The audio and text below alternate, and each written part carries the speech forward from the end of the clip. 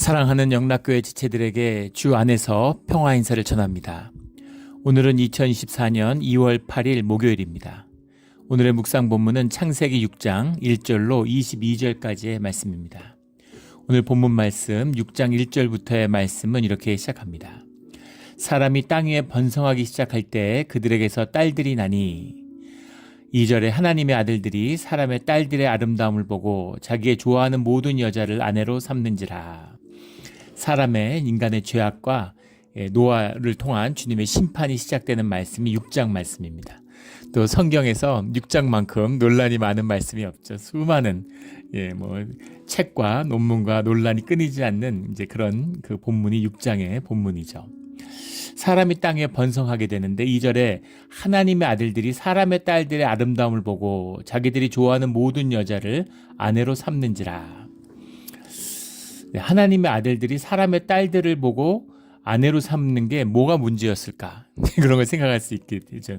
하나님의 아들들은 도대체 누군가 하는 것이 큰 논란의 초점입니다. 많이 말씀들을 들어보셔서 익숙하실 거예요. 하나님의 아들들이 누군가, 사람의 딸들은 누군가. 하나님의 아들들이라고 하는 표현에 대한 전통적인 그 해석 가운데 하나는 그들이 천사다라는 겁니다. 천사다라는 말인데 4절에 나오는 네피림이라고 하는 당시 땅에는 네피림이 있었고라는 말과 연결짓는 것이죠. 네피림이라는 말은 이제 나팔이라고 하는 말이 원형인데 나팔이라는 말의 뜻이 떨어진다, fall이라는 뜻이에요. 근데 우리가 잘 아는 것처럼 유다서 1장 6절에 보면 이제 천사의 징계, 하늘의 천사가 어떻게 쫓겨났는가에 대한 이야기가 나오죠. 그래서 이 땅에 떨어진 천사의 이야기, 타락한 천사의 이야기, 그들이 후손이 네피림이다 이렇게 보는 것이죠. 그래서 그들이 땅에서 인간의 하나님이 창조하신 이 아담의 딸들을 취했다. 하아담아흐라고 하는 사람의 딸들을 취했다라고 하는 거죠. 이것을 주님이 보시고 좋게 보지 않으셨고 노여하셨다는 겁니다. 이런 이제 해석이 하나 있고 또 하나의 해석은 하나님의 아들들이라는 것을 이제 당시의 권력자들, 지배층으로 이해하는 견해죠. 그래서 여기 우리 그 4장에서 봤던 것처럼 라멕이 두 아내를 취하는 것으로서 하나님의 창조의 섭리를 깨트리죠. 그래서 남자와 여자가 만나서 돕는 배필을 만나서 살 중에 살, 뼈 중에 뼈, 가정을 이루는 부부를 이루어야 되는데 여자들을 자기가 원하는 대로 취하는 거예요. 그것은 가정의 기본 단위가 되는 부부의 관계가 아니죠. 그런 것처럼 여기 나오는 아들들이 딸들을 자기들이 좋아하는 모든 여자를 아내로 삼았다. 그러니까 그 여러 여성들을 거느리는 무슨 그 중세 할렘 같은 이슬람의 그 할렘 같은 것처럼 막 여자들을 데려다가 자기 좋은 대로 막 다 취하는 이런 식의 약탈, 권력의 어떤 그런 그 어떤 타락 이런 것들을 주님이 보시고 노하셨다 이렇게 보는 견해죠. 또 하나의 견해는 하나님의 아들들을 셋의 후손으로 보는 겁니다. 그러니까는 5장 1절에 나온 아담의 계보를 적은 책, 아담의 계보 안에서 가인의 계보를 구별해내고 그리고 아담의 후손을 셋으로 이었죠. 셋의 후손들을 아담의 계보라고 얘기하고 가인의 자손을 분리하는 겁니다. 4장과 5장 어제 나눈 말씀이죠. 그 족보를 대비시키고 있어요. 그런데 하나님의 아들들이라는 것은 셋의 후손들을 지칭하는 것이다 이렇게 보는 겁니다. 그리고 이런 것이 전통적인 또 유대의 지지를 받아요. 유대인들은 이 족보를 굉장히 중시합니다. 이것을 이해하지 못하면 사실은 성경을 이해하는 데 여러 어려움이 있죠. 굉장히 족보를 중시해요. 누구의 자식인가, 누구의 손자인가, 누구의 어떤 가문인가 이런 걸로 사람을 보는 겁니다. 우리 그런 점에서 한국인하고 아주 신기하죠. 구약을 아주 잘 이해할 수 있는 문화적인 백그라운드를 우리 한국 사람들은 가지고 있어요. 한국 사람들 그렇잖아요. 집안 따지고 부모 따지고 이러지 않습니까? 요즘엔 뭐 좀 덜해졌지만 이제 그런 걸 중시하는 이 조선시대 때 8대 쟁송이라고 그러죠. 사람이 만나면 참 못난 일이죠. 자기 집안의 8대, 아버지 부계 4대, 모계 4대를 서로 이제 족보를 맞추는 거예요. 족보를 재는 거죠. 누구 집안이 더 나은가, 누가 더 위냐 이거죠. 누가 더 위고 아래냐. 집안의 어떤 우위를 따지는. 그리고 이제 부계 4대, 모계 4대 그래서 8대를 다툰다. 그래서 8대 쟁송이라고 그러는데 정말 그 부끄럽고 아주 수치스러운 그런 그 역사의 유산입니다. 그런 것처럼 하나님의 아들들이라고 하는 죽음, 의로운 의인의 계보, 아담의 계보, 셋의 계보. 그래서 주님이 원하셨던 건 가인의 후손들과 셋의 후손이 섞이지 않기를 바랬는데 셋의 후손과 가인의 후손이 섞였다. 이것을 주님이 좋게 보시지 않은 것이다 라는 겁니다. 그런데 이제 우리 사람의 눈으로 본다면 그 세 번째 견해가 가장 설득력이 있잖아요. 근데 문제는 뭐냐면 4장의 말씀, 4절의 말씀하고 뭐냐라는 거죠. 4절의 말씀. 오늘 3절 말씀에 여호와께서 이르시되 나의 영이 영원히 사람과 함께하지 아니하리니 이는 그들이 육신이 됨이라. 그러나 그들의 날은 120년이 되리라 하시니라. 주님이 여기서 중요한 말씀을 하시는데 나의 영이 영원히 사람과 함께하지 아니하리니 주님과 동행하는 하나님은 영이시잖아요. 그러니까 하나님의 영, 이제는 뭐 여기 현상의 세계에 살고 있는 에덴 동산이 아니잖아요. 현상의 세계를 살고 있는 육신의 존재지만 하나님의 영을 우리에게 불어넣어줬기 때문에 우리의 영이 하나님의 영과 호흡하며 함께 살아가는 것이죠. 그런데 주님의 영이 더 이상 주님의 영과 연합하고 하나님의 영과 동행하는 사람이 이 땅에 없다라는 거죠. 그래서 그들이 육신이 되었다라는 겁니다. 영이 죽었다 이 얘기죠. 동물처럼 됐다. 짐승처럼 됐다 이런 얘기입니다. 그래서 그들이 육신이 됨이라. 그러나 그들의 날은 120년이 되리라. 그러니까 그 전에 막 900년, 1000년 가까이 살았는데 육신이 돼버리니까 생명이 죽고 생명이 연약해지고 그러면서 육신도 타락하고 육으로 살아가는 육신으로 살아가는 삶이 120년을 넘지 못한다라고 말씀하시는 거죠.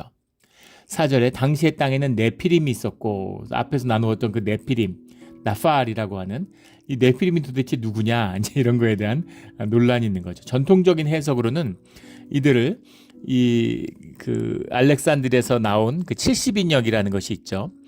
이 성경을 해석하는데 큰 도움을 주는 구약의 히브리서와 대비되는 그리그로 쓰여진 70인의 유대인 학자가 이제 그 헬라에 정통한 사람들이죠. 70인이 이것을 쓰기 시작했는데 70일 만에 다 끝났다 성령에 의해서. 그래서 굉장히 중요한 고대 판본으로 그 인정받는 70인역에서 이 네피림을 기간테스라고 번역했어요. 기간테스라고 하면 인류학 중에서 지금은 멸종됐지만 어마어마하게 등치가 큰 등치가 뭐 2.5m에서 뭐 4m까지도 됐다고 하는 엄청난 그 유적이 남아 있죠. 여러 이제 멸종한 유인원의 흔적 중에 하나인데 그걸 이제 기간테스라고 하는 이름으로 남아 있는데 기간테스에서 영어의 자이언트가 나왔죠. 그래서 이 거인이었다, 거인이다 이제 이렇게. 그래서 또 이 그 천사들과 인간의 사이에서 태어난 거인들이 이 네피림이다 이렇게 보는 겁니다. 민수기 13장 33절에 봐도 네피림의 이야기가 또 나오죠. 네피림들이 살고 있다. 네피림의 후손이 살고 있다. 이런 얘기인데 그래서 네피림을 뭐 두 개의 부족의 민족의 이름일 것이다. 뭐 이런 식의 주석을 다는 경우도 있고 그런데 민수기에 나오는 네피림은 뭐 이름일 수도 있지만 그냥 등치가 크니까 거인들 네피림 하면 거인으로 인식되니까 그냥 등치가 크니까 네피림은 후손 같아. 뭐 가서 뭐 족보를 따져봤습니까? 유전자 검사를 했습니까? 등치가 크니까 저들이 바로 소문만 듣던 네피림의 후손인가 보다. 이런 식으로 이제 그 이스라엘 사람들이 그 정탐을 한 다음에 보고를 하는 것이죠. 그래서 그 의미에다가 뭐 네피림의 의미를 크게 둘 필요는 없지만 전통적으로 네피림이 천사와 인간 사이에 태어난 자식이다라고 보는 것은 헬라의 영향이 컸을 거라는 걸 짐작할 수 있겠죠.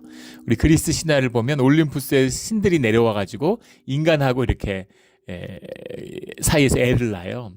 대표적인 게 헤라클레스잖아요. 제우스가 인간 여인 사이에서 태어난.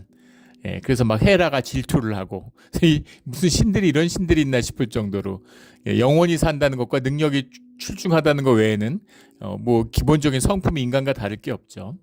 그런 그 이야기들 이런 영향들이 이 지중해 연안에 이 소아시아 지방에 그 아주 팽배했었기 때문에 그래서 이런 네피림의 얘기가 자연스럽게 천사와 인간 사이의 자식으로 받아들여졌을 것이다. 그렇게 보는 겁니다. 근데 네피림의 이야기를 쉽게 볼 수 없는 것은 이것이 이 메소포타미아 지역으로 한 이 문화 가운데 메소포타미아 문명 가운데 광범위하게 퍼져 있다는 겁니다. 그래서 길가메시라고 하는 그 메소포타미아의 실제 왕이죠. 그 사람의 이야기를 다룬 그 영웅담을 담은 서사시가 남아있죠. 그 시 같은 데도 보면 네피림의 이야기가 나와요. 그래서 단지 이 네피림이라고 하는 이 표현 자체가 이렇게 뭐 가볍게 여길 수 없는 그런 여러 가지 문화적인 백그라운드들이 있는 것이죠. 그래서 뭐 타락한 천사와 인간 사이에 태어난 자식이었을 수도 있고, 뭐 거인족이었을 수도 있고, 정확한 의미는 알 수 없지만 네피림이 이 땅에 있었다라는 겁니다. 그 시대의 사람들은 네피림이라는 것을 이제 인식하고 있었다라는 거죠. 개념적으로 네피림에 대한 이해가 있었다는 것을 우리가 상정할 수 있겠죠. 그 후에도 하나님의 아들들이 사람의 딸들에게로 들어와 자식을 낳았으니 그들은 용사라. 하나님의 아들들이 사람의 딸들에 나왔다. 지금 2절에 나오는 말씀이 다시 나왔잖아요. 들어와라는 게 야보우라는 말인데 결혼했다는 얘기입니다. 그런데 그들은 용사라. 용사라는 게 하기뽀림이라는 말이죠. 가바르라고 하는 힘이 센 용사들이었다. 그런데 셋의 자녀 아들이 셋 계통의 아들이 가인 계통의 딸하고 결혼했다고 특별히 용사가 될 이유가 뭐가 있겠습니까? 똑같은 사람인데. 그래서 이제 천사들과 이 타락한 천사와 인간의 자식의 자식이다. 이제 그런 이해들이 나오는 것이죠. 그래서 단순히 그 셋과 가인의 족보가 섞였다는 것으로만 보기에는 약간 그런 이게 걸리는 것이 있어요. 근데 문제는 뭐냐면 천사의 후손들이 와서 인간과 섞여서 악을 만들었다라고 하면 이 악한 것의 문제가 타락한 천사의 문제가 되잖아요. 악의 문제가 되는 겁니다. 그 대적의 문제가 돼요. 근데 우리가 잘 아는 것처럼 주님이 만약에 역사에 부패와 타락과 이것을 바로잡는 문제가 대적의 문제이기만 하다면 그럼 대적을 다루지 왜 인간을 다루려고 하시겠습니까? 타락한 것은 천사만이 아니죠. 인간도 타락했잖아요. 원죄를 짓고 육신이 타락하고 죄의 인간이 되었습니다. 죄성이 우리 육신 가운데 있어요. 그래서 마귀도 죄를 짓겠지만 인간도 죄를 짓습니다. 그리고 주인공은 인간이에요. 주님이 마귀를 구원하려고 하시지 않습니다. 마귀는 벌을 받고 마귀를 하나님이 쓰시죠. 인간의 구원을 위한 도구로. 그리고 계시록에 보면 마지막 때 그들이 합당한 형벌을 받고 주님 앞에 심판을 받아요. 하지만 인간은 심판하기 위해서 주님이 두시는 게 아니라 구원하시기 위해서 두시는 거죠. 그리고 구원받을 수 있는 존재가 되도록 성화되고 주님과 연합하고 주님과 하나 되는 존재가 될 수 있는 구속과 구원의 길로 인도하시는 겁니다. 자라나도록 인도하시는 거죠. 그래서 죄를 용납해 주시고 용서해 주시고 사해 주시고 성화시켜 주시는 그런 일들을 이끈다는 겁니다. 역사의 주인공은 인간이에요. 하나님이 역사의 주인공을 세워주시는 거죠. 마귀가 아니라 인간입니다. 그런 의미에서 본다면 이 죄의 주체가 과연 타락한 천사라고 보는 것이 맞겠느냐, 또 이런 구속사적인 관점이 있는 것이죠. 딱히 뭐가 정답이냐 이렇게 얘기하기는 어려움이 있다는 것입니다. 일리가 있는 견해들이죠. 셋과 가인의 자녀들도 섞였겠죠. 그리고 또 마귀의 역사, 마귀가 하와를 꿰어가지고 선악과를 먹게 했는데 그 타락한 마귀들이 땅에서 온갖 못된 짓을 예전에도 했고 지금도 하고 있잖아요. 그러니까 그걸 당연히 그런 짓도 했겠죠.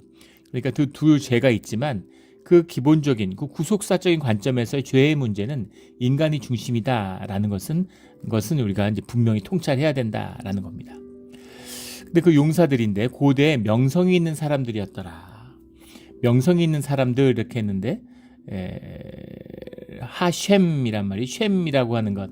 그러니까 그게 무슨 말이냐면 명성이 있었다는 게 뭐 좋은 명성이 아니죠. 누구나 아는 사람들이었다. 그러니까 그 이름이 자자했다라는 겁니다. 그 푸틴이 우리 시대의 푸틴, 뭐 시진핑 이런 김정은이 시대의 악당이잖아요. 미국 사람들도 김정은은 다 안다는 거 아니에요? 그때 예전에 언제 LA에 차를 몰고 가는데 큰 입간판에 김정은 얼굴이 있더라고요. 그래서 웬 김정은 얼굴을 저기다 해놨나 그랬더니 그 무슨 데이팅 웹 광고예요. 이렇게 생겨도 소개를 받을 수 있다. 이게 광고의 문란이라서 크게 웃었던 기억이 납니다. 그런 겁니다. 하쉔이라고 하는 것. 예, 누구나 아는 나쁜 놈인 걸 다 안다는 거죠. 그런데 세상에서 떵떵거리고 부끄러움 없이 떵떵거리고 사는 악당들의 시대였다라는 겁니다. 이것이 노아가 살아가고 있었던 그 시대의 모습이다라는 거죠. 5절에 여호와께서 사람의 죄악이 세상에 가득함과 그의 마음으로 생각하는 모든 계획이 항상 악할 뿐임을 보시고, 뒤에 나온 악할 뿐, 앞에 나오는 죄악 같은 다 라라는 얘기입니다. 라라는 말인데, 이 라라고 하는 것이 이제 이게 이제 evil, misery 이런 거예요. 영어로 하면은 그러니까는 그러니까 악한 것입니다. 안 좋은 것. 아주 그 세상에 악이 마귀의 역사가 펼쳐지는데 그걸 인간이 받아들이고 거기에 하나 되니까 악이 점점 쌓여가는 것이죠. 그래서 세상에 악한 짓을 하고 마음으로 생각하는 모든 계획이 항상 악할 뿐이고, 오늘날 우리 세상을 보면 압니다. 세상에서 1위부터 부자 6위까지의 재산을 합치면 밑에서부터 80억 중에 40억 명을 합친 재산보다 많다 그러죠. 그래서 별짓을 다 해요. 무슨 변기에다가 금칠을 하고 케이크에다 금가루를 뿌려 먹고 별짓을 다 합니다. 그런데 세계 80억 중에 20억은 기아 상태이고 음식을 제대로 영양 섭취가 안 된다는 거죠. 그리고 굶어 죽는 사람이 수백만이 나옵니다. 만성적인 기아에서 집단 아사, 사람들이 때로 굶어 죽는, 어떤 사람이 집안에서 혼자 어떻게 고립돼서 굶어 죽고 이런 게 아니라 그 사회에서 공공연히 때로 집단 아사가 일어나는 나라가 20개국이 넘는다고 그러죠. 그 중에 특별한 건 북한이죠. UN 보고서에 보면 북한은 내전이 없는데, 내란이나 내전이 일어나지 않았는데 공공질서가 유지되고 있는데 집단 아사가 일어나는 유일한 나라입니다. 그러니까 그 악이 어떻게 저렇게 악할 수가 있을까? 정말 기가 막히는 일이죠. 정말 악의 끝판왕이 북한입니다. 그렇게 세상이 악한 거예요. 그런데 사람들이 가진 사람은 더 가지려고 그러고, 한쪽에서는 사람들이 굶어 죽고 한쪽에서는 다이어트 약이 막 광풍을 불러일으키고, 지금 이번에 미국의 그 다이어트 약들 개발돼 가지고 난리잖아요. 그 회사들이 조그만 제약 회사들인데 주가가 삼성전자의 한 2배 되고 막 그렇습니다. 미국 사람들의 85%가 비만 상태라고 그러죠. 살 빼는 게 제일 큰 그거예요. 살 빼려고 날린 거죠. 한쪽에는 굶어 죽고 한쪽에는 다이어트를 하고 음식을 갖다 버리고, 이런 세상이었다는 거죠. 세상에 악이 가득했다는 겁니다. 6절에 땅 위에 사람이 지으셨음을 한탄하사 마음에 근심하시고, 지으셨음을 한탄하사라는 게 나햄이라는 말인데, 나햄이라는 말은 원래 후회하다는 뜻입니다. 근데 하나님이 후회하실까? 이건 좀 말이 안 되겠죠. 신학적으로는 하나님은 전지전능하시고 모든 것을 아시고 시간에 인과관계에 묶여있지 않은 분이시죠. 우리가 살고 있는 3차원, 4차원을 초월한 분이시니까. 그런데 주님이 앞에 하신 일을 뒤에 후회한다? 이런 일은 있을 수 없죠. 그래서 이제 한탄하사라고 이렇게 번역을 했는데, 이 번역이 이제 오히려 무난하겠죠. 주님이 기가 막히셨다는 겁니다. 어떻게 이럴 수가 있을까? 어떻게 이럴 수가 있을까? 왜 악화가 양화를 구축한다라는 말이 있죠. 예전에 근본이 음본이를 쓸 때 좋은 앞에 충실하게 썩었는데 사람들이 욕심이 나니까 거기다 불순물을 자꾸 섞어가지고 양을 늘리는 거죠. 금전 하나 갖다 불순물 섞어서 2개 만들고 이렇게 하는 겁니다. 그런데 자기도 알죠. 섞은 사람도. 그러니까는 순수하고 좋은 화폐는 퇴장시키고 이렇게 감춰놓고, 그리고 이제 부실한 화폐를 가가지고 나가서 쓰는 거죠. 그런 것처럼 왜 선한 사람도 있고 악한 사람도 있을 텐데 왜 악만 점점 많아지고 악이 퍼지고, 인간의 죄성이 있으니까 악에 끌리는 거죠. 악의 유혹에 끌리는 겁니다. 우리가 십자가의 보혈에 힘입어서 사함을 받고 모든 죄의 권세가 끊어졌어요. 예수 그리스도의 이름으로. 그리고 주님의 보혜사의 영이 우리와 함께 하십니다. 그래서 우리가 죄를 이길 능력이 있어요. 우리가 원하면 주님 안에서 죄와 맞서 이길 수 있습니다. 그런데 지죠. 왜 질까요? 우리 마음속에 악한 것이 있기 때문이에요. 우리 마음속에 죄를 좋아하는 마음이 있습니다. 죄의 달콤함을 즐겨요. 내가 좋은 옷 입고 좋은 구두 신었는데 뻐기고 싶고 자랑하고 싶잖아요. 미국에서 성공한 분들이 제일 안타까워하는 게 한국에서는 덩어리 사회니까 단일 문화니까 뭉쳐 사니까 그래갖고 옷 하나 사고 좋은 집 사고 좋은 차 사고 차가 승차감이 중요한 게 아니라 하차감이 중요하다 그러잖아요. 좋은 차를 타는 이유. 최근에 한 통계를 보고 깜짝 놀랐는데 메르세데스, 머시드 벤츠라는 게 이제 굉장히 좋은 차 아닙니까? 그 중에서 이제 등급이 있는데 제일 비싼 등급이 S 등급이랍니다.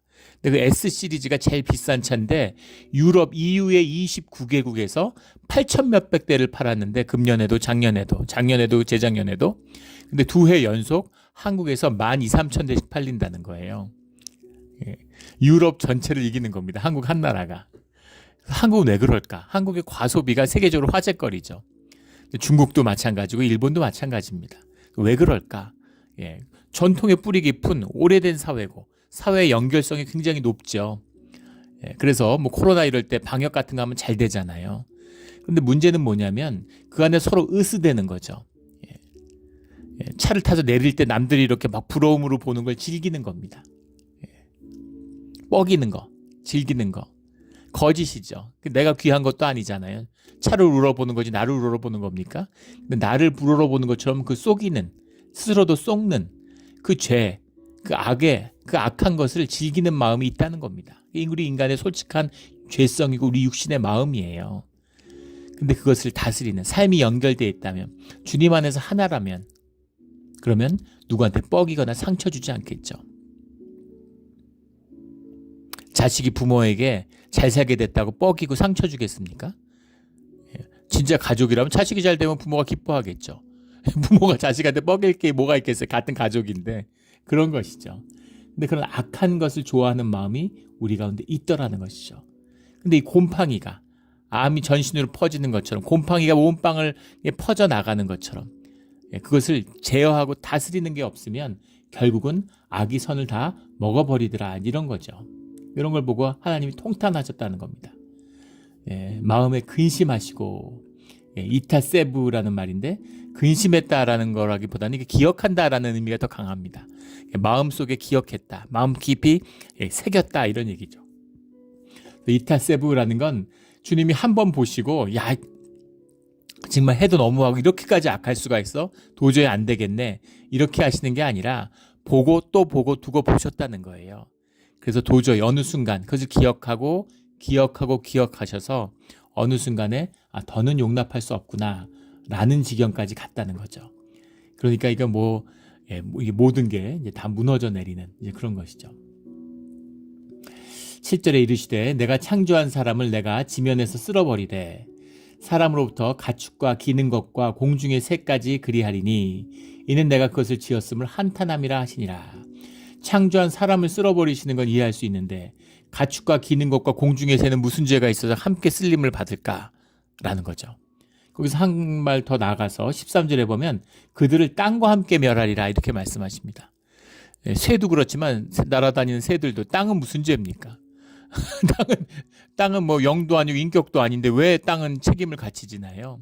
이 인간의 책임성이죠. 하나님의 통치의 권세, 창조의 그 권세를 가진 주님이 우리에게 그것을 위임하신 거예요. 그래서 우리에게는 책임성이 있는 것입니다. 우리에게는 연대성이 있는 것이죠. 근데 그걸 다 단절시키고 그 부패와 죄로서 물들인 것이죠. 그의 책임을 인간에게 물으시는데 인간에게 책임을 묻으니까 모든 것이 책임을 다 묻게 된다는 겁니다. 그때 그런 예를 다룬 적이 있죠. 책임성에 대해서 군대에서 뭐 연대든 뭐 대대든 그 사단에서 군기 잊어버리면 부대를 해체합니다. 모든 간부가 다 징계를 받아요. 근데 잃어버린 사람이 잃어버렸는데 군기 관리하는 병사가 잃어버렸다고 생각해 보세요. 도대체 왜 다른 사람들은 누가 어떻게 관리하는지도 몰랐는데 왜 거기에 대한 책임을 지고 전출을 가고 징계를 받습니까? 근데 한 부대고 한 부대원으로 함께 하나 연대성이 있기 때문에 거기에 대한 책임을 함께 지는 것이죠. 이것이 생명의 원리입니다. 생명의 원리예요. 그래서 인간의 죄악으로 인해서 모두가 같은 그 심판을 받게 된다라는 겁니다.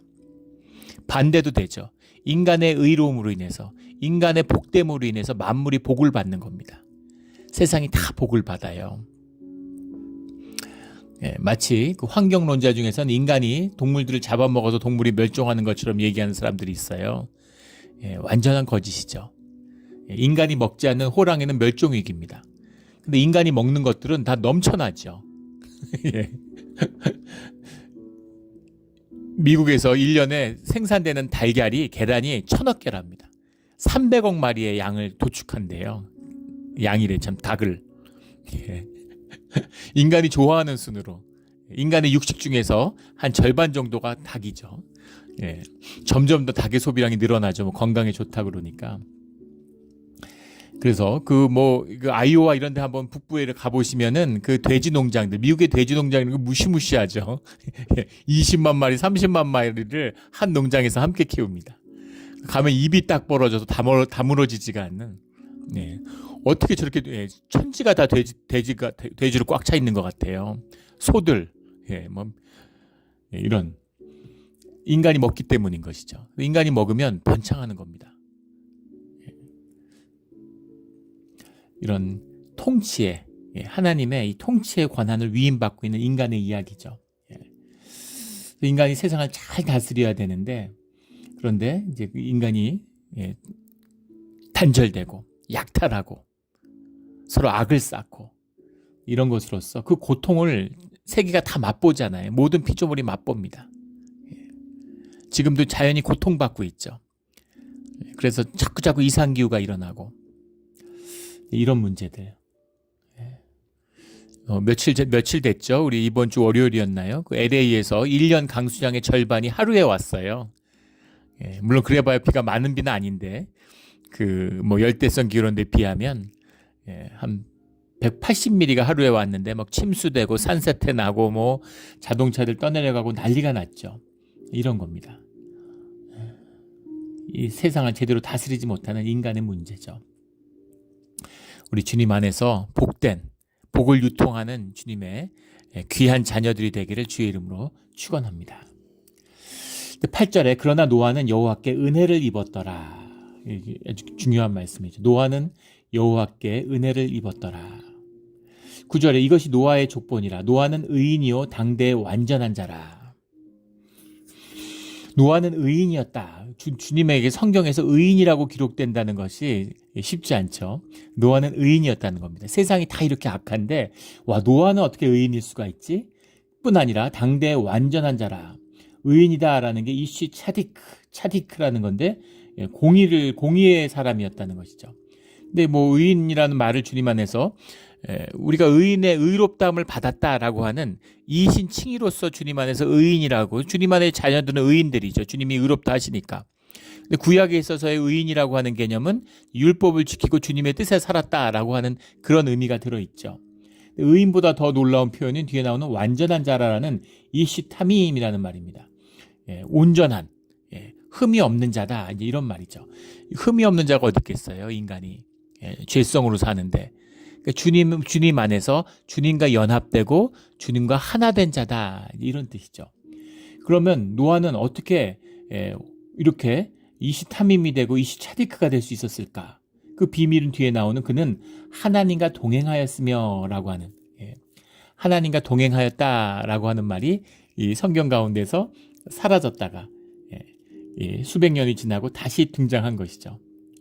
주님의 영과 대화하고 주님과 교제하고 주님과 함께하는 사람이었다라는 거죠.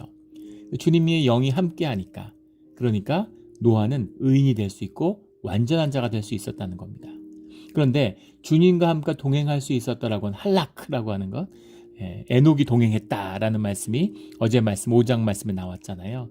노아도 동행하는 사람이었던 것이죠.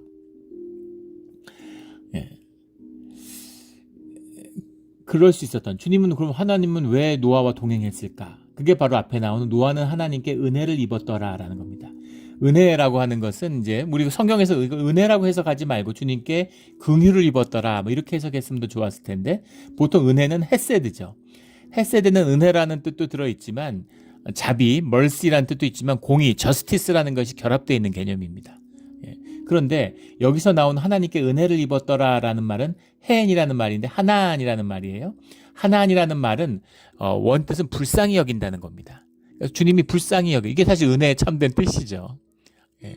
주님이 나에게 왜 은혜를 베푸실까? 왜 우리에게 은혜를 베풀어 주셨을까? 왜 나였을까? 그 알 수 없는 은혜. 예. 그 비밀이 뭡니까? 예. 불쌍히 여겨 주시는 거예요. 불쌍한 겁니다. 너무 안쓰러우신 거죠. 우리가 자녀를 보면 알잖아요. 예. 자녀를 보면 너무 뭔가 안쓰럽고 안 됐죠.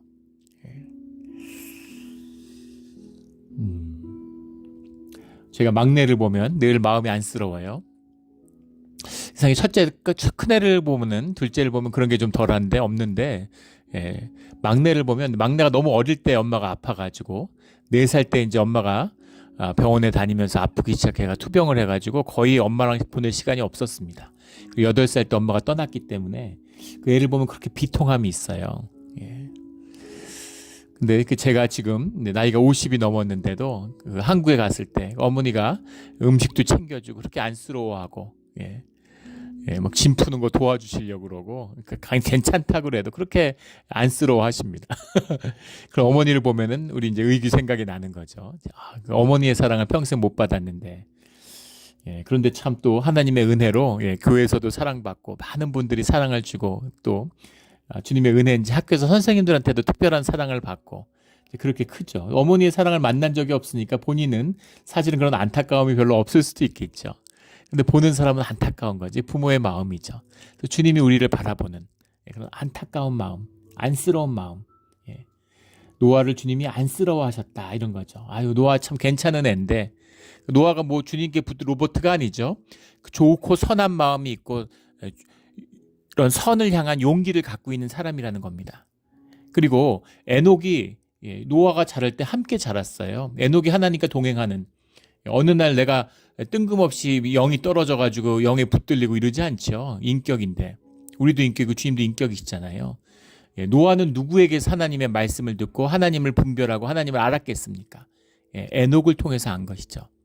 에녹과 거의 250년 가까이를, 정확히 얘기하면 245년쯤 되나요? 그 시기를 같이 보냅니다. 많은 후손들이 있었는데 에녹의 후손은 노아로 이어진, 이게 영적인, 예, 구속의 역사의 의미예요. 그래서 아담과 셋이 에녹의 시대를 함께 보냈고, 에녹이 또 노아의 성장과 함께하는 겁니다. 그래서 그 하나님의 구속의 그 의미를 이어가는 사람이 노아였던 거죠. 세상이 그렇게 악한데 노아를 보는 주님이 안쓰러운 것이죠. 그러나 그 가운데 노아에게 주시는 은혜와 노아의 삶을 채우시는 그 영의 충만함이 있었다는 겁니다. 우리 시대도 마찬가지죠. 세상이 악해요. 돈이 주인 노릇을 합니다. 돈 가지면 세상에 뭐 왕처럼 떵떵거리고 다 가진 것처럼 그러잖아요. 거기 쏘가가지고, 예, 잠깐 사는 세상인데, 그러나 주님에게 붙들린 사람, 주님과 동행하는 사람들은 주님이 주시는 위로와 기쁨이 있죠. 주님이 주시는 안식과 평강이 있습니다. 예. 그런 축복을 누리며 살아가는 우리 모두가 되기를 주의 이름으로 축원합니다. 그래서 노아는 이제 그런 사람이었다라는 거죠. 10절에 세 아들 낳았으니 셈과 함과 야벳이라. 그래서 이 이름에서도 벌써 느낄 수 있지만 야벳이 큰 아들인데 제일 마지막에 나와요. 셈이 이제 중요한 아들이 되는 것이죠. 그래서 처음 나옵니다. 둘째 아들이지만 12절에 하나님이 보신즉 땅이 부패하였으니 이는 땅에서 모든 혈육 있는 자의 행위가 부패하였음이라. 부패하였다라는 말이 이제 니샤타흐, 니스타흐 이렇게 나오는데 하타라는 말과 결합되어 있는 것이죠. 하타입니다. 하타. 예. 주님께서 이제 벗어나 있다는 거죠. 주님을 떠나 있다는 겁니다. 생명의 근원에서 떨어져 있으니까 썩는 거죠. 생명의 근원과 나무가 물과 떨어지면 썩잖아요. 꽃을 꼽아놨는데 물이 없으면 썩는 것처럼 주님과 떨어져 있으면 결국 인간의 생명은 부패하고 썩게 돼 있죠. 현상만 남는 겁니다. 현상이라는 건 끝없이 변하지만 본질은 썩고 부패하고 사라지는 것이죠. 예. 이게 본질이에요. 그래서 부패하게 돼 있습니다. 하나님이 없는 모든 현상의 것들은 다 부패예요. 새롭게 하는, 계속 새로운 생명이 부어지지 않으면, 예배 가운데 주님이 주시는 그 생명의 기운이 보급되지 않으면 다 썩어지는 겁니다. 정치를 보면 알잖아요. 정치가 썩어지는 것이죠. 부패하고 썩어서 이제는 아주 진동을 하는 겁니다. 너무 정치가 썩으니까 이제 깜짝 스타들, 정치 한 번도 안 해본 사람들이 한 번에 대통령 되고, 한국도 그렇고 미국도 그렇고 뭐 그런 일들이 벌어져요. 사람들이 뭔가 바뀌기를 원하는 거죠. 너무 썩고 더러우니까. 그런데 깨끗해지고 바뀌지 않는 겁니다. 왜 그럴까요? 왜 그럴까요? 이것이 생명의 비밀이에요. 이또 히로부미라고 있죠. 2등 방문, 안중근 의사에게 그 처단이 된. 우리는 이제 민족의 원수로 아주 나쁜 놈으로 얘기하지만 일본에서는 이제 구국의 영웅이죠. 이또 히로부미의 생애 이런 걸 보면 야, 나라가 흥하려면 희대의 영웅입니다. 이런 사람이 나오는구나 싶을 정도로 일본의 영웅이죠. 그런 사람에 비하면 한국에 뭐 갑심정변을 일으켰던 박영효, 김옥균 이런 사람들을 보면 그러면 정말 뭐 젖비린내 나는 애기 같은 사람들이죠. 그 일본의 메이지의 유신들, 뭐 오옥구보니 무슨 뭐 하토야만 이런 사람들을 보면 다 영웅의 풍모가 있어요. 그러니까 일본이 그런 그 오랑캐 국가, 그런 변두리의 봉건 국가가 낙후된 봉건 국가가 세계의 열광으로 떠올랐죠. 그런 번영을 이끈 것이 이제 이토 히로부미입니다. 중심에 있는 지도자죠. 그 사람이 그 여러 차례 유럽을 다니게 되는데 민주주의를 다 하니까 민주주의를 해야 될 텐데 민주주의를 할 엄두가 나지 않는 것이죠. 근데 이토 히로부미의 기록을 보면 놀라운 사람이에요. 독일에 가서 헌법학자들을 만나서 계속 인터뷰를 합니다. 그런데 뭐가 두려웠냐면 왜 민주주의가 되는지를 간파한 것이죠. 사람들을 결집할 수 있는 제도적 장치가 민주주의구나. 민주주의의 힘을 본 거예요. 근데 문제는 뭐냐면 민주주의라는 것이 사람을 묶어주는 그러니까 통치의 원리가 있고 구성의 원리가 있는데 그 구성의 원리, 사회를 문화적으로 제도적으로 뒷받침할 수 있는 그 뒷배경이 되는 그런 가치가 있어야 된다는 거죠. 근데 서구 사회는 기독교가 그 역할을 하고 있다는 걸 본 겁니다. 다들 기독교 안에서 정체성을 가지고 있고 지켜야 할 그런 근본적인 아주 본질적인 그런 가치와 윤리를 갖고 있는 것이죠. 그런데 일본은 그런 게 없잖아요. 일본은 그런 게 없는데 봉건 국가였는데 그래서 고뇌하고 고민하다가 나온 것이 천황 중심제입니다. 그래서 기독교의 문화를 대신하는 신도와 천황을 결합하고 그 천황 중심의 일본이라는 나라를 만들었죠. 그래서 한때 다이세이 데모크라시라고 그러죠. 일본에서 대정민주주의라고 하는 다이세이 천황 때 민주주의가 꽃을 피워서 서양에서 칭찬을 듣는 때도 있었어요. 1920년대죠. 그런데 결국은 30년대가 되면서 공황이 오고 위기가 오니까 일본은 군국주의로 치달게 됩니다. 민주주의가 다 아무것도 아니고 다 거짓이었던 거죠. 껍데기였던 것이죠. 미국이 민주주의를 꽃피우고 세계적으로 번영을 이뤄내고 미국이라는 수많은 200여 개 민족이 와서 섞인 이 나라를 한 나라로 만들어준 그 제도적 힘이 되었던 민주주의가 가능했던 건 기독교의 문명, 퓨리탄들의 신앙이 있었기 때문이에요. 그래서 민주주의가 피어난 겁니다. 그걸 잃어버리면 썩어버려요. 일본에서 그걸 통찰한 사람이 있죠. 기인가끄지라고 하는 금각사라고 하는 책이 유명한데 일본의 소설이. 그 책을 쓴 사람이 이제 미시마 유키오라는 작가입니다. 근데 이 사람은 한국 사람들은 안 좋아하죠.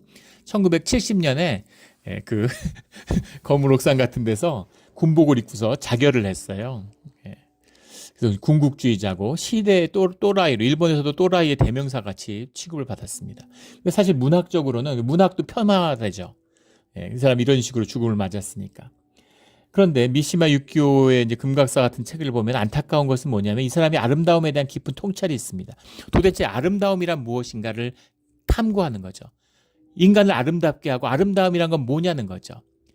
일본은 가운데 그 사람이 살던 그 시대 전후의 일본에서 아름다움이 없는 거예요. 다 돈의 노예가 되고 돈에 미쳐서 살아가는데 삶이 아름답지 않죠. 돈이 인생의 주인이 되면 인간이 추해집니다. 자기도 알아요.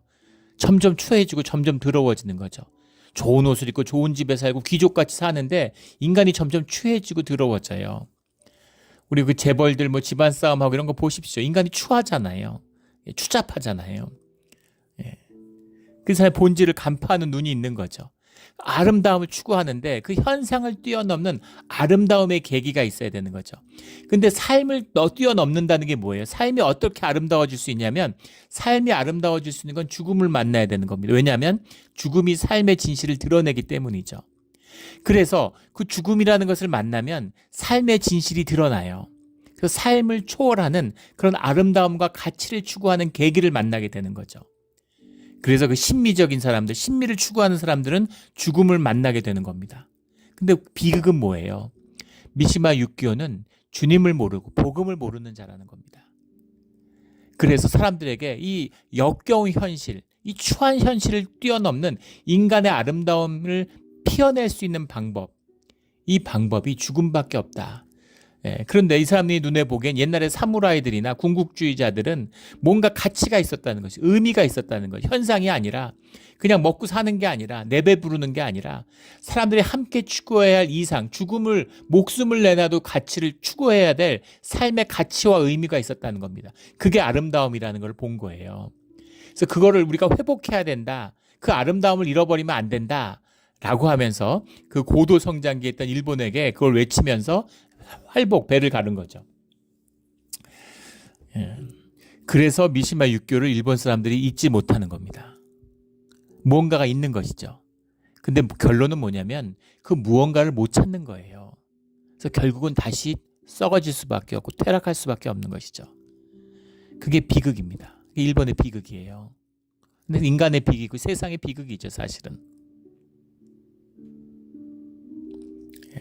미시마 육교가 주님을 만났더라면 순교자가 됐을 텐데, 하나님이 귀하게 쓰셨을 텐데, 그런 안타까움이 있죠. 그런 겁니다. 보신즉 땅이 부패하였으니 혈육 있는 자의 행위가 부패하였습니다. 행위라는 게 그 다르코브라는 말인데, 다르코브라는 말이 이제 다라트 걸어 다닌다는 뜻입니다. 그래서 삶에 반복되는 그 삶을 얘기하는 거죠. 그것이 다 썩더라라는 거죠. 주님을 잃어버리고 동행하지 않으니까 다 썩는 거죠. 주님과 동행함으로 썩지 않은 삶을 살아가는 우리 모두가 되기를 주의 이름으로 축원합니다. 삶에 죽음이 있죠. 우리 삶 모든 분야에 죽음이 있습니다. 죽음이라는 건 생명의 연장이잖아요. 죽음을 통해서 새 생명이 피어나는 거죠. 죽어야 되는 거예요. 근데 에고는 거짓이기 때문에 죽지 않습니다. 썩죠. 생명이 없는 것의 특징은 죽지 않고 썩는다는 거예요. 13절에 주님이 그들과 땅을 함께 멸하리라. 그리고 14절부터 이제 노아의 방주를 만드는 것을 알려주십니다. 고페르나무로 너를 위하여 방주를 만들어. 고페르나무라는 게 정확히 어떤 나무인지에 대한 여러 논의가 있지만 수지성 나무, 잣나무였을 것이다. 뭐 이렇게 추측을 하는데 우리가 노아의 홍수 이후의 세대인데 어떤 나무인지 정확히 어떻게 알겠어요. 그런데 이제 끈적끈적한 그런 이게 나무라는 거죠. 그런 나무를 가지고 방주를 만드는데, 방주라는 게 테바흐라는 말인데, 이게 이제 우리 교회 이 원형 같은 모습이잖아요. 이 세상 가운데, 악 가운데 우리를 지켜주시는 주님의 집이죠. 아버지의 집. 방주를 만드는데, 15절에 그 길이는 300규빗, 너비는 50규빗이고 높이는 30규빗이라. 1규빗이 한 45, 6cm 정도 된다고 본다면 엄청난 규모입니다. 길이가 한 137m 된다고 그러죠. 이걸 계산해 보면 길이가 한 33m, 폭은 한 22m 되고 높이는 한 13m 정도 되는 그런 그 큰 배인데, 이 배의 규모를 이렇게 해보면 한 2만 톤까지도 갈 수 있다고 그래요. 선정량은 뭐 한 14,000톤 됐을 것이다. 뭐 여러 연구들이 많습니다. 그런 연구들이 많은데, 문제는 이 노아의 방주를 통해서 살아남은 사람이 며느리, 자식들 다 합쳐서 8명밖에 안 되잖아요. 8명이서 어떻게 이런 배를 만드느냐, 이런 얘기를 하지만 120년간 만들었다는 거죠. 유튜브 같은 데 가보면 사람 하나 또는 둘이서 원시 부족들 살아가는 걸 이렇게 재현하는 그런 굉장히 인기가 많죠. 밀림 같은 데서 막 집 짓고 이러는 거예요. 저도 그런 걸 이제 한때 재밌게 봤는데 요즘에는 이제 많이 봐서 비슷해서 안 보지만 처음에 너무 신기했습니다. 근데 집을 파고 땅을 파는 정도가 아니라 거의 궁전같이 지어요. 막 연못을 내고 원시적인 아무것도 없는 그런 걸로 하는데, 그 수로를 내가지고 물을 끌어들여가지고 원시적인 주택인데 집안에 막 풀장 만들고 별거 다 합니다. 그래서 그런 걸 보면 인간의 능력이란 게 진짜 대단하구나. 하나님의 형상에 따라 만들어졌구나. 창조의 힘이 있구나, 인간한테. 그런 걸 보게 되죠. 8명이 120년 동안 지었기 때문에 만들 수 있었을 것이라고 봅니다. 또 주님이 도와주시고 일일이 알려주시잖아요. 어떻게 하는지. 거기다가 또 그렇게 현대의 배를 생각하는 게 아니죠. 지금 뭐 큰 배를 만드는 지금의 그런 배가 아닙니다. 우리가 뭐 여기저기 이제 방주호를 재현했다, 방주호 만들어 놓고 그런 거 있잖아요. 미국 중부지방 이런 거 가도 실제 모델로, 실제 크기로 방주를 만들었는데 거기 보고 온 목사님들 얘기를 들어보면 뭐 어마어마하다 그러더라고요. 그런데 그런 배가 아니죠. 그렇게 배를 만들 수는 없죠. 조선 기술이나 이런 게 나무 상자입니다. 사과 상자 같이 나무 상자를 네모나게 만든 거예요. 배를 만들지는 않았겠죠. 배가 이렇게 물이 오니까 물만 안 새면 되는 거죠. 떠올랐다가 가라앉은 것이죠. 어디 항해를 한 게 아닙니다. 그렇게 이해한다면 이제 만들 수 있었으리라는 것을 짐작할 수 있겠죠. 18절에 너와는 내가 내 언약을 세워서 너와 내 아들들과 내 며느리와 함께 그 방주로 들어가고 주님이 새로운 이제 그 구속의 그 한 가족을 새로운 창조의 또 모태로 삼으시는 거죠. 그리고 새의 종류대로 가축의 종류대로 다 내게로 나아오리니 그 생명을 보존하게 하라. 내게로 나아오리니 주님의 섭리 가운데 이루어지는 일입니다. 방주가 떠날 때 다 찾아오죠. 어디 가서 구해와야 되는 게 아닙니다. 주님이 하시는 일인 거죠. 노아가 그와 같이 하여 22절에 하나님이 자기에게 명하신 대로 다 준행하였더라. 노아가 준비되는 노아의 때를 주님이 기다리신 거죠. 노아를 통해서 새로운 시작을 하시는 겁니다. 가인의 후손은 그렇다 치고 셋의 후손은 왜 그렇게 타락했을까? 이 육신의 문제, 다 육신이 되었다라고 하는 영이 죽어버린 인간의 모습이죠. 그러나 영이 살아있는, 생명이 살아있는 노아와 주님이 새로운 역사를 시작하시는 겁니다. 이것이 주님이 구속사고 우리의 역사의 섭리고 비밀이에요. 주님은 주님의 자녀를, 주님의 사람이 세워지기를 기다리고 있습니다. 그리고 주님의 일이 또 시작되는 것이죠. 노아의 삶은 얼마나 외롭고 힘든 삶이었겠어요. 자식들하고 산에서 배 만들고 있는 사람들과 얼마나 웃음거리와 조롱거리였겠습니까? 또 세상의 즐거움을 하나도 누리지 못하죠. 하지만 주님이 주시는 소명 안에서 주님이 주시는 즐거움과 기쁨이 있는 겁니다. 그 맛을 아는 사람, 그 맛을 아는 거죠. 저는 담배를 배우질 못했어요. 그래서 평생 담배를 한 번도 못 피워봤습니다. 담배 연기를 별로 안 좋아해요. 담배 냄새도 굉장히 싫어합니다. 옷에도 배고.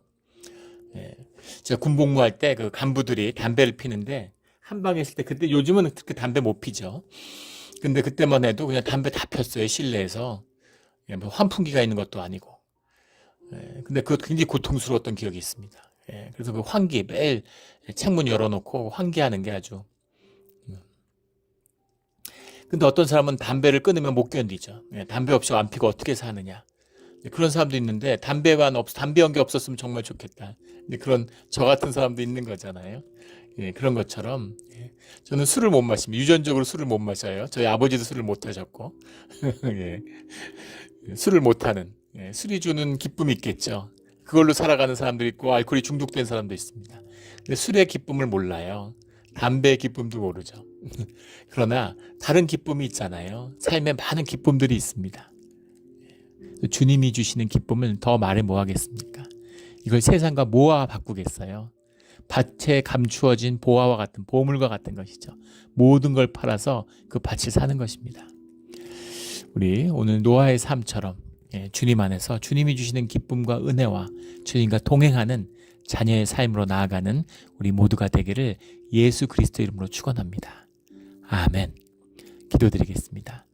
하나님 아버지, 저희도 십자가의 은혜와 보혈의 은혜로 노아와 같이 주 안에서 의인이 되고 완전한 자라 불리우는 하나님과 동행하는 주님의 은혜를 입고 살아가는 그런 자녀로 살아가기를 끝까지 살아가기를 소원합니다. 주님, 우리에게 생명을 주셨사오니 이 영혼 가운데서 주님을 만나고 또 주님이 주신 축복을 맛보고 누리는 그런 복된 삶이 되게 하여 주시옵소서. 감사하며 예수 그리스도 이름으로 기도드렸습니다. 아멘.